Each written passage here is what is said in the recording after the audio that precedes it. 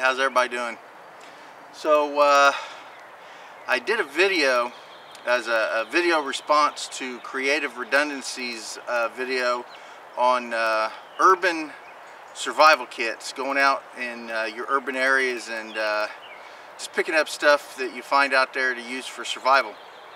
And I live in a rural area, so I decided I was gonna go into town today and I was gonna do that video, so that's what I did. Unfortunately, no one's gonna get to see it, and I'll explain why. So on the way into town, I found several items. I found glass bottles, of course, used for cutting tools, for containers. Take the bottoms off, use them for arrowheads and for napping and things like that. Plenty of plastic bags to use for cordage for containers. I found a water bottle. I found milk jugs.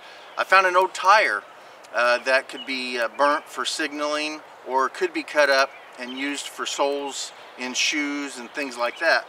And all that stuff I found before I even got into town.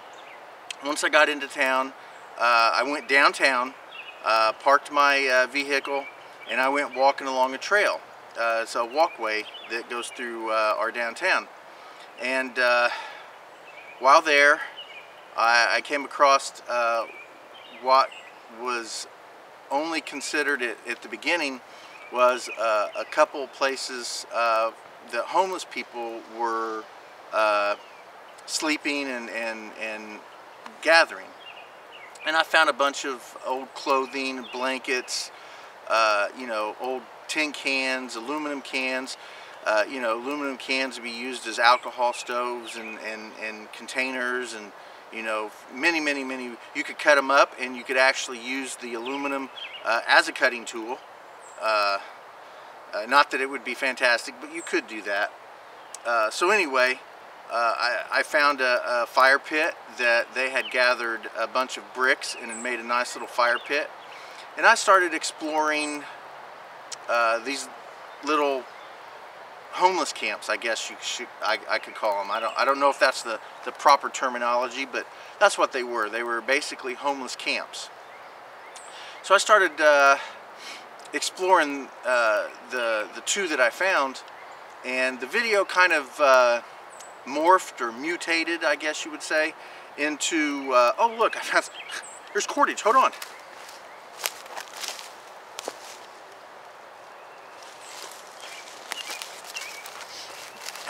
I just came out here just to do the video. I found a big old thing of cordage right here. Didn't even know that was there until I sat down and I saw it and I started, what do you know? Cordage. So anyway, right now I'm in a small wooded area at my wife's college, and there you go. Find it anywhere. We are still in town, so I guess that would be considered part of the whole thing. So anyway, back to the story. So it kind of morphed and mutated into just kind of roaming around a couple homeless camps and showing you know, the setups. They had blankets, they had clothing, they had all kinds of stuff set up. Well, I ended up running into another, what I at first thought could be a homeless camp, and I started running into glass mason jars, funnels, measuring cups, tubing. Then I found some fuel, some camp fuel, a bunch of other stuff laying around, and I started getting a little suspicious. And then I found some other cleaners and things of that nature, and voila, I walked right into a meth lab. So I stopped videoing, I called the police, and they showed up. Fortunately, it was an old meth lab and didn't look like it had been used for a while, but it was at one point a meth lab. It was right downtown in a small little wooded area by our creek. So anyway, I was asked not to put the video up, so I'm not putting the video up. But I wasn't told that I couldn't tell the story, so so this is actually my my video response to the urban survival video that Creative Redundancy did. It's an explanation of why you're not going to see one from me.